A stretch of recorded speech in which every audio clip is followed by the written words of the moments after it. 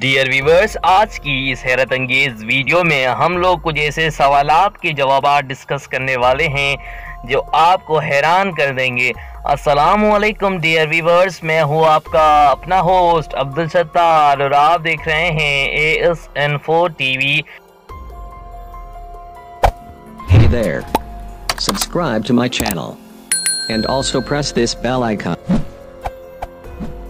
Dear viewers, आजकल internet का दौर है और यहाँ पर हर चीज़ मौजूद है, मगर आज की इस वीडियो में हम आपके साथ कुछ ऐसे सवालात डिस्कस करने वाले हैं जिनके जवाबात सुनकर आप हैरान रह जाएंगे और इन सवालात के जवाबात पहले आपको मालूम भी नहीं होंगे।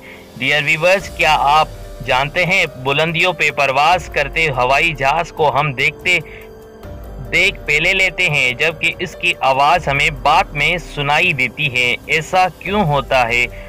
अमूमन हमारी नज़र जब एक उड़ते हुए हवाई जहाज़ पर पड़ती है तो हमें सिर्फ जहाज़ ही दिखाई देता है, लेकिन कभी कभार हमें इस जहाज़ के पीछे बादलों की तरह एक लकीर भी दिखाई देती है। इसकी क्या वजह है?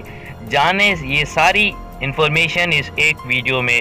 अगर हम किसी बर्तन में पानी भर के फ्रीज़र में रखते हैं तो बर्फ़ बनने के बाद हमें बर्फ़ ज़्यादा क्यों दिखाई देती है? जाने इस हैरत अंगेज वीडियो में। सर्दियों में पानी के पाइप क्यों फट जाते हैं, ये भी इंफॉर्मेशन जाने इस वीडियो में। वीडियो स्टार्ट करने से पहले हमेशा की तरह आप दोस्तों से ये रिक्वेस्ट होती है कि आप हमारी इस वीडियो को लाइक करें, दोस्तों के साथ शेयर करें। चैनल पर अगर न्यू विजिटर हैं तो हमारे इस चैनल को सब्सक्राइब करके बेल के आइकन को प्रेस करना हरगिज़ मत भूलें। सवाल हमारे जहन में ये उठता है कि बुलंदियों पे परवास करते हवाई जहाज़ को हम देख पहले लेते हैं जबकि उसकी आवाज़ हमें बाद में सुनाई देती है। ऐसा क्यों होता है? इसका जवाब ये है कि दरअसल रोशनी की रफ्तार आवाज़ की रफ्तार से काफ़ी तेज़ है। एक सेकंड में आवाज़ महज 343 मीटर का फासला तय करती है, जबकि रोशनी उसी एक सेकंड में 29 करोड़ 97 लाख 92,458 मीटर तकरीबन 300 मिलियन मीटर का फासला तय कर लेती है, जो कि आवाज़ की रफ्तार से तकरीबन 8,74,000 गुना ज़्यादा है। और जैसा कि हम सब जानते हैं कि हम अशिया को रोशनी की बदौलत ही देख पाते हैं, बस जहाज़ हमें पहले नज़र आ जाता है जबकि उसकी आवाज़ हमें बाद में सुनाई देती है पहले। बल्कि कभी कभार तो यूं भी हो जाता है कि जब तक हवाई जहाज़ की आवाज़ हम तक पहुंचती है जहाज़ इतनी दूर जा चुका होता है कि हमें नज़र भी नहीं आता। अमूमन हमारी नज़र जब एक उड़ते हुए हवाई जहाज़ पे पड़ती है तो हमें सिर्फ जहाज़ ही दिखाई देता है, लेकिन कभी कभार हमें इस जहाज़ के पीछे बादलों की तरह एक लकीर भी दिखाई देती है। इसकी क्या वजह है? जाने इस वीडियो में।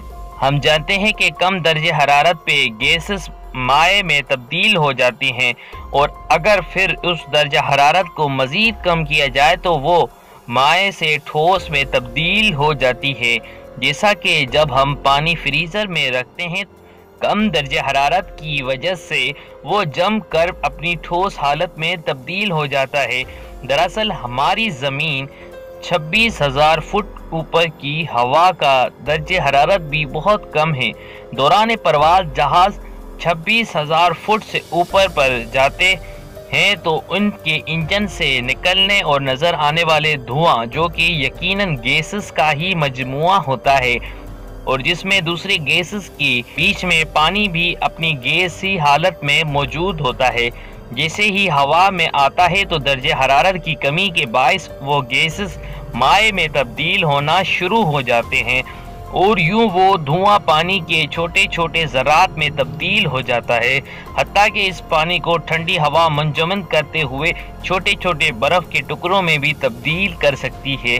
यही पानी के ज़रात और बर्फ़ के छोटे छोटे टुकड़े मिलकर एक पट्टी की शक्ल इख्तियार कर लेते हैं, जो कि हमें जहाज़ के पीछे की सूरत में नज़र आ रही होती है।